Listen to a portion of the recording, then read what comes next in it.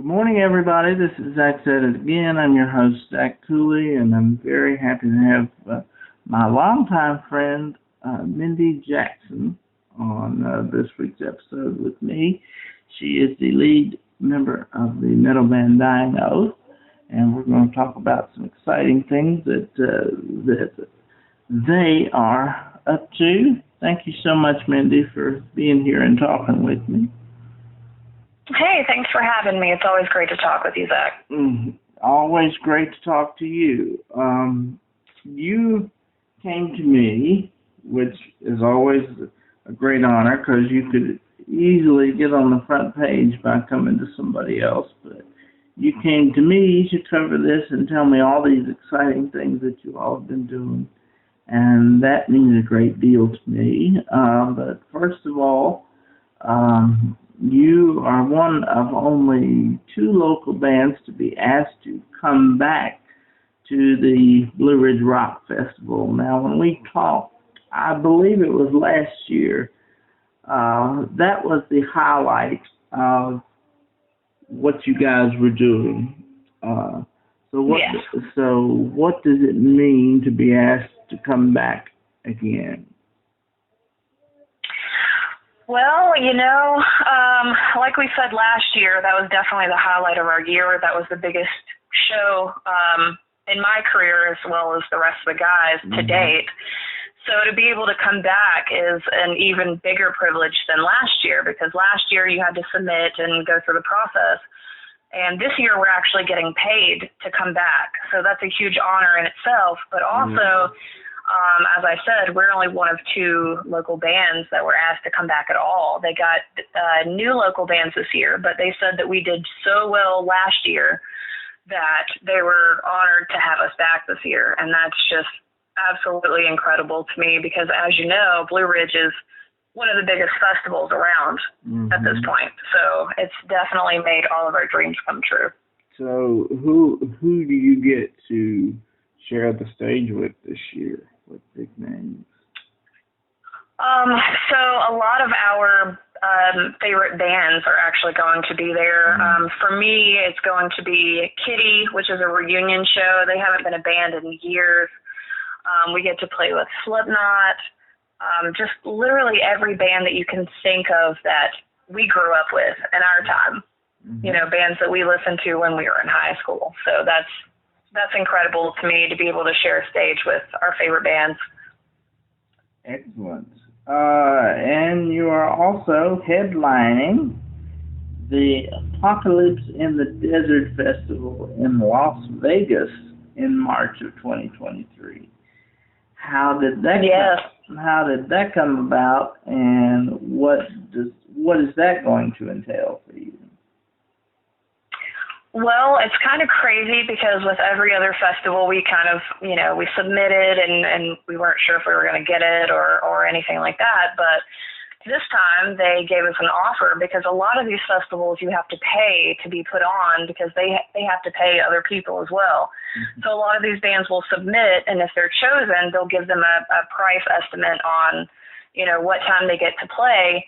But this is another festival that we're actually getting paid to play. They offered us a headlining spot, and I think that we're going to try and book a tour there and back so that we're not just, using all our money to get there. We can actually sell merch and be able to play a couple of shows. So right now we're working on booking a full tour next year to be able to pay for it. And so by a full tour, you mean covering the United States or at least? Yes, from coast to coast, basically. Is what we're planning on doing. That would be fantastic, and I would assume that would be the first of such tours that Dying Oath has done. Oh, absolutely. We've done coastal tours, where we go along the coast, and we've branched out a little bit further, west at some points, but it's always been kind of scattered shows. But this time we actually get to see all the sites all the way across, and that's going to be a bucket list thing for us as well. Yeah, and to get your name out as a band across the country. Absolutely. What every music act dreams of. So congrats to you on that. Now your lineup has changed a bit. Yes. You have a new co-vocalist. His name is Nestor Idler. And you are correct, sir. And he is from Asheville, North Carolina. Yes. And then Josh Hagee and Ryan Endicott on lead and rhythm guitar, respectively. They are former members, and I had a chance to talk with them along with you guys last year. And a new drummer, Sean Stafford. Don't know much about him. Where's he from? He's from Roanoke. He actually used to work for WDBJ7. He's now a firefighter. Oh, was he a reporter for WDBJ? I think he was an editor. I think he did like the video editing and whatnot. How exciting! How exciting! That's very nice. Very impressive. And Kristen Sawyers, you got another female on board as a bass guitarist. That must be pretty exciting. It is pretty awesome. She had actually been one of my friends for a really long time, and then we were able to bring her on. She used to actually be the lead vocalist and guitarist for another band, Villanova Heroes, and we used to play shows together, and then she ended up coming over and submitting to play in our band and ended up getting the spot. It was really, really awesome. That's wonderful. And she's from here? She's actually from North Carolina. North Carolina. So we have two from North Carolina, and the rest of us are from Virginia. All right. Excellent. So, and you had some pretty cool honors to come up, and you need to explain to me what the BWP Tasty Trade competition is. But that you were voted #1 favorite band. So, as most people know, Danny Wimmer Presents is over all of the other festivals that are not Blue Ridge, which is Louder Than Life, Welcome to Rockville, all the other huge festivals across the United States. Mm-hmm. And they have what is called the Space Zebra Show. It's a Twitch community that they have online. Mm-hmm. And so everybody submits, and then people get to vote. And we ended up getting voted top spot. So we ended up winning a guitar and a bunch of merch and some really cool interviews in magazines. It was pretty awesome. Sounds like it. That's fantastic. What magazines featured you? It was Lunchbox, and I can't remember what the other was, but it was a premier metal magazine that's up and coming this year. Oh, very good. Hopefully it'll be out soon, and when it is, I'll send you a copy. Oh, that would be awesome. That would be great. So then you have a new video coming out, and and that will include some big names. As you know, I'm not that familiar with the metal world, so you'll have to explain to me about some of these acts. But Kitty is one of the names that will be featured in your video. What's your video called? So it is previously unreleased, but I'm sure, it's going to be released within, I'd say, the next week or so. Mm-hmm. So it's going to be a cover of Take This Life, which is a song that was by In Flames. And it came out a few years ago. It was kind of a big song in the metalcore world, and it's something that has inspired us. So we've decided that we're going to do this video with local, regional, and national bands to feature in it. So they're going to be kind of doing our part in the music video. It was kind of a way that we wanted to give back to our music community, mm-hmm. and try and bridge the gap between national and regional acts, because we all need each other regardless of how high we are on the totem pole. So it's just kind of one of those things that we wanted to do to collaborate with all the bands that have supported us over the last couple of years and try and give back to them in way of, showing our fans their bands, and hopefully that they'll support those bands as well. Great. So it was kind of a community project. I think we had 50 or so acts in the video. Oh, that's huge then. And you also headlined again this year at the Amp Fest, which is at the pit over at Helheim, right between Westville and Fort Chiswell. I covered that last year, and saw that you were a headline there, so I trust that went well also. It's always awesome to play at home anyway and be able to, see our friends and family, because when we're traveling all year, it's really hard for our friends and family, especially with gas prices and everything going on, for people to be able to travel to see us live. So it's always a real treat for us every year to be able to play at home for our friends and family. But it went really well. They're always very welcoming of us, and there's a lot of support here in Westville, and it's really nice that we have that support here. Glad to see that a local music festival is still thriving and doing well. That's something that, as you said, with gas prices and the economy the way it is, and different views on the arts and different types of art, it's just nice to see that something like that is staying an annual thing, and that people are attending it, and it can be something that can continue to develop and grow year after year. So I'm glad to hear that. Absolutely. We're trying to keep it alive as long as possible. Yeah. And it sounds like the folks are doing a great job.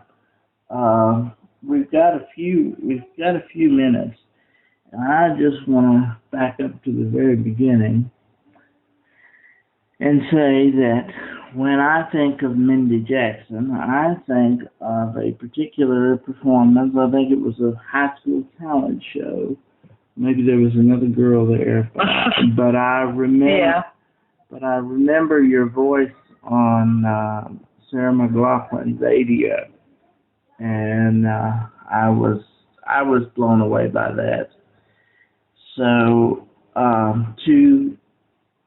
to go to, and you are trained operatically. Is it correct? Am I right on that? Yes. You are trained to sing just about any kind of music. You can read and sing anything. So what is the difference in when you're doing metal music as opposed to singing an operatic type song or a ballad or something like that? Is metal harder on your voice, more taxing on your voice? Well, I think it's actually harder on my body than it is my voice, because just like any other type of singing, whenever I'm screaming, it's basically the same thing. It's just your vocal cords kind of hitting together, and you have to have a lot of practice and a lot of exercising your voice to be able to do it correctly. So anybody who's getting into this, I urge you to make sure that you're doing it correctly, or you could really have some terrible times with your voice. But I think it's more so like exercising my body. Whenever I'm screaming, it's kind of like I'm running a mile. It's stretching my diaphragm. So I have to stay exercised and whatnot, or I could pull muscles or really hurt myself. So I think it's harder on my body than it is my voice. It doesn't change much from my clean voice to my screaming voice with training. But still to this day, I still take vocal lessons, because I feel like there's there's not enough that I can learn. I've been doing this for about 23 years now, but I still feel there's so much more for me to learn, and I just want to keep thriving and keep getting better. Do you feel the need to still do all kinds of music and keep your eclectic abilities branched out? Absolutely. I still have other projects that I work on. I work in a band called the Ukuleles, and we only do acoustic stuff. I have Incarnate Shadows, which is me and a friend. We occasionally will get together and just do some vocal covers of all different genres. But I still do a lot of solo features for other bands as well. So I do a lot of different genres of music. Just this year, I've done about 16 vocal covers. Or vocal features rather. So I've done a little bit of everything from like pop to punk to metal to rock, and it just kind of gives me different outlets for my voice. I don't think that I'll ever just stick to one genre because, like you said, I've been trained to do so many things that I have to kind of show the different sides of me. So I try and pick different genres of music to try and display my talents in other ways, even if it's just for myself. Of all the different genres and things you do, which one is your favorite, and why is that? Which one expresses Mindy the most, I guess, is the question. Well, I think that as far as expression goes, I think that the metalcore music that I'm doing, I think Dying Oath is probably the best expression for me because it's songs that I've written about my life, and it's the best way for me to be able to translate how I'm feeling.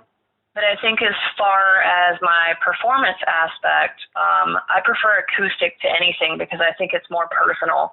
I think that, it gives you more room to express yourself in different ways. So I think it kind of just depends on how I'm feeling that day and how I'm trying to translate things. And, I think that's the same for everybody because you may not play what you listen to or listen to what you play. I'm not huge on metal as much as I used to be anymore as far as listening to it, but I absolutely love to perform it. So I think it just depends on how I'm feeling, really.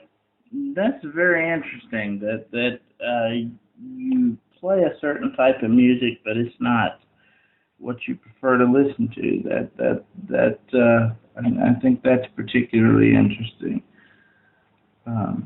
What are you most interested in listening to?